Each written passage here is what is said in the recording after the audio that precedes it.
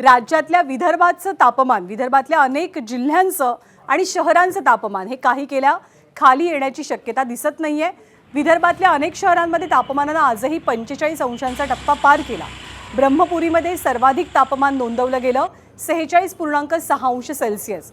इथे नागरिक उकाड्याने अक्षरशः हैराण झालेत। नागपूरचा पारा 45.7, गोंदिया 45.2 तर अमरावती आणि वर्ध्यात 45 अंश सेल्सिअस तापमान नोंदवलं गेलं। वाढत्या उष्णतेमुळे नागरिकांनी दुपारच्या वेळेस घराबाहेर पडू नका असा सल्ला प्रशासनाकडून दिला गेलाय।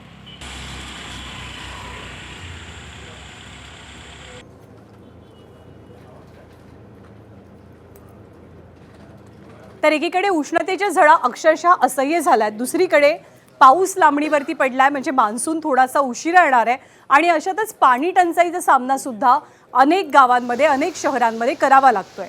त्यातलंच एक गाव आहे वर्धा जिल्ह्यातल्या कारंजा तालुक्यातील बामर्डा गाव। या गावाला सध्या तीव्र पाणी टंचाईचा झळा सोसाव्या लागतात।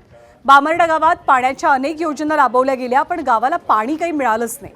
त्यामुळे आजूबाजूची गावं सुद्धा कोरडी पडली आहेत। या गावाला टँकरद्वारे पाणी पुरवठा केला जातो। टँकरमधनं पाणी योजनेच्या विहिरीत पाणी सोडलं जातं आणि इथून पाणी मिळवण्यासाठी गावकरी बैलगाडी घेऊन येतात, हंडे आणि त्याचबरोबर ड्रम भरून पाणी आपल्या घरापर्यंत पोहोचवतात।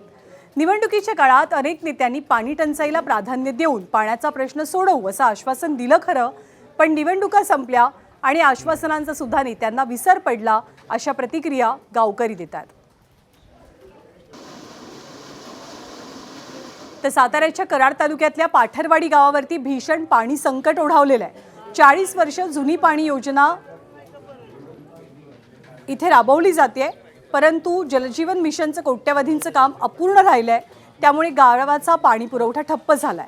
ऐन उन्हाळ्यात ग्रामस्थांना पाण्यासाठी डोंगर दऱ्यात वणवण भटकण्याची वेळ आली आहे। तर दुसरीकडे पाण्याचे स्रोत आटलेत आणि जनावरांचेही हाल झाले।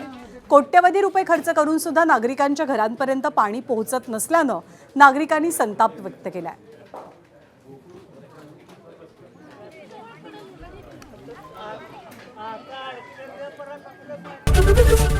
एबीपी माझा, उघडा डोळे बघा नीट।